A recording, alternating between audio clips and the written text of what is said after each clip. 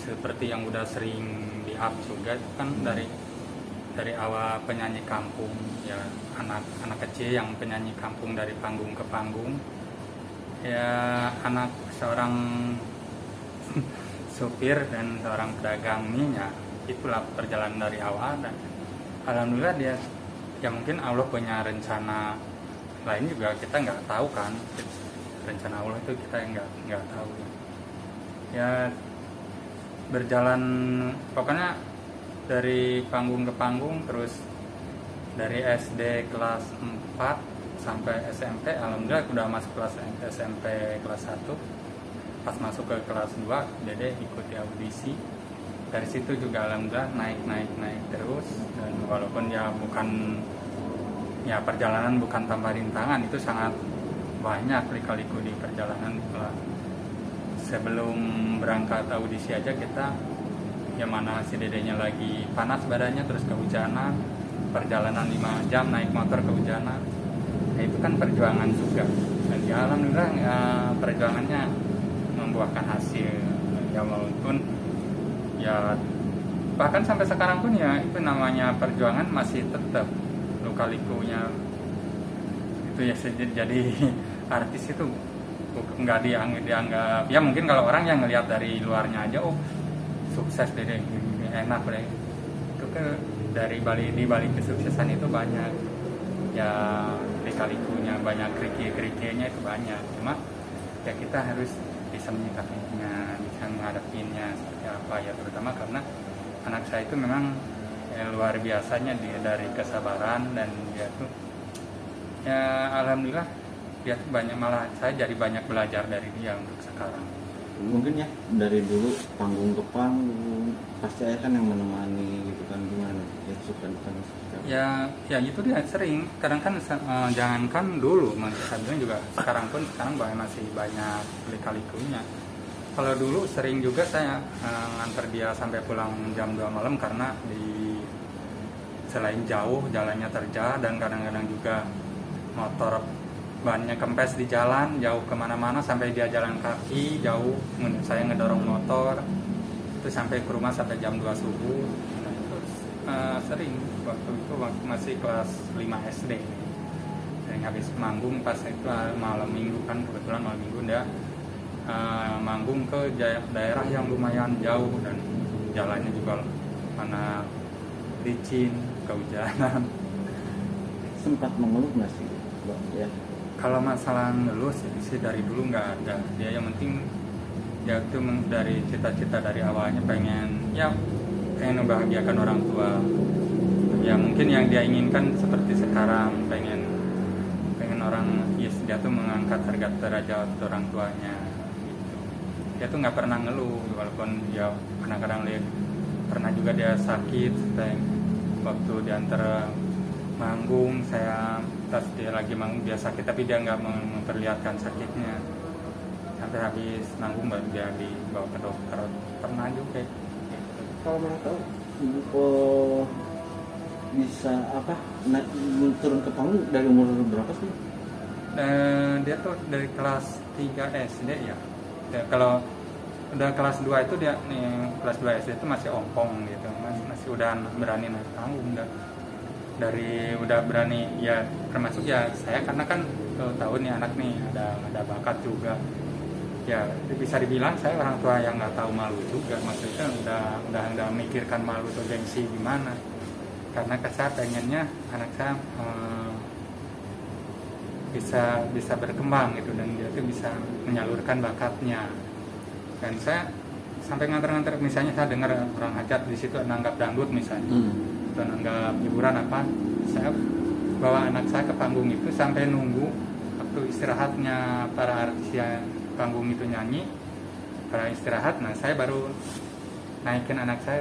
Pas mau mulai lagi, tolong saya menyumbangkan lagu, anak saya menyumbangkan lagu satu lagu, itu saya nggak udah menghilangkan rasa malu di situ. Karena dari itu tuh dari kelas 2, terus dari itu tuh lama juga gitu lah kan, sampai kelas 3. Nah kalau udah kelas 3 si Dede udah mulai diincar pemain organ kalau di kampung tuh udah mulai diincar. Nah, setiap itu udah minta jadwal, udah ada bayaran walaupun masih minim ya waktu itu, masih kecil gitu. Tapi nggak apa-apa, yang penting bagi saya yang penting bisa menyalurkan bakatnya. Tapi untuk pendidikan sendiri nih kan dulu kan masih kelas 3 SD atau masih SD lah kasarnya, gimana nih?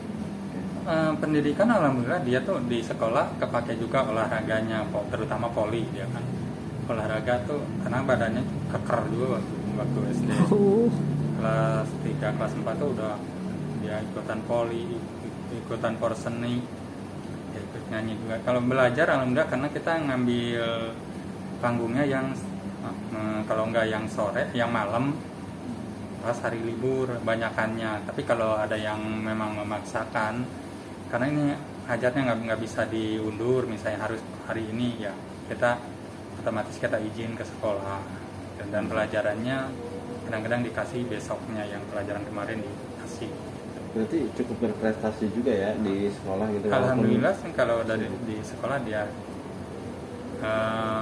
dari SMP juga dia dapat penghargaan. Pertama kali yang mengajak Dede untuk daftar di acara LIDA itu niatan Dede langsung atau dari ayah? Sebenarnya mendaftar itu kita kayaknya kayak kompak aja sih, karena kan antara saya dengan Dede kalau ada acara yang itu kayak kejuaraan apa, dia tuh udah ngikutin itu tuh, saya perlombaan apa dia tuh paling melihat di TV, oh itu ada iklan ini di Indosiar nih, coba lihat Pak. Nah di situ langsung lihat setiap hari nungguin iklan itu, karena kan iklan itu cuma sehari sekali waktu itu. Nungguin. Nah malamnya ada, oh ya ini ternyata ada, katanya di Bandung pendaftarnya. Itu dari situ, karena kita waktu itu si Dede yang pertama ngeliat di situ, terus saya langsung semangatnya ikut audisi. Iya, ayolah. Karena dia juga dari waktu kelas 3 aja dia udah sering ngikutin perlombaan, juga pernah juara 1 juga tingkat kabupaten, terus juara 1 juga tingkat provinsi, dia itu udah pernah. Saat daftar audisi itu ada sempat gagal atau langsung diterima gitu? Kalau waktu itu kan kita daftar dulu, ngisi formulir dulu. Nah kalau yang dulu juara 1, yang terus yang gagal tuh paling yang waktu kelas 3 ya, yang ke itu lomba qasidah itu gagal, cuma dia dapat juara harapan. Karena dia usianya juga sangat kecil, masih muda. Terus saingannya juga udah pada jadi semua. Jadi saya nggak mikir ke harus juara, enggak. Yang penting mental anak saya udah terasah udah. Apa yang dirasakan Lesti sama ayah saat Lesti diterima ikut audisi LIDA? Apa gitu, merasa bangga atau merasa haru? Aduh gimana gitu perasaannya gitu? Ya pasti semua orang sih bakal merasakan yang sama ya.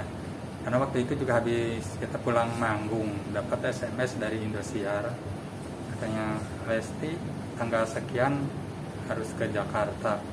Terus kita karena diadakan preskon, nah itu luar biasa, udah sampai nggak gimana Kak, ini kita ke Jakarta, malah kita malah salah ini, oh berarti kita langsung harus langsung ditinggal di sini atau gimana gitu, harus persiapan baju, sampai sibuk kesana kesini pinjam baju, terus minta itu lagi, pas itu juga mau manggung lagi besoknya, dari panggung langsung berangkat ke Jakarta. Ya senangnya luar biasa itu, kayak gimana gitu, kayak dapat emas balok di jalan.